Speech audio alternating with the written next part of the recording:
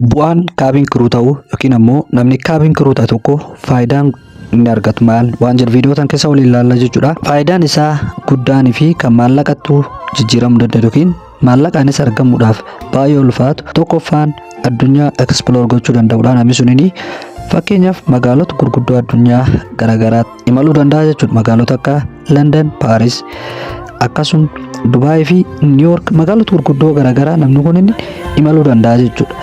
Akkasuma hoteelota gurguddoo 5 star ta'an keessatti boqonnaa yookiin ammoo harga lafiidhaaf achi taa'uu danda'a jechuudha. Baasii dhaabbatichaatiin jechuudha. Baasii ofii isaa sun ta'in baasii dhaabbatichaatiin kun carraa argamuu hin dandeenye yookiin ammoo bu'aa gurguddaa kaabiin kiruuti.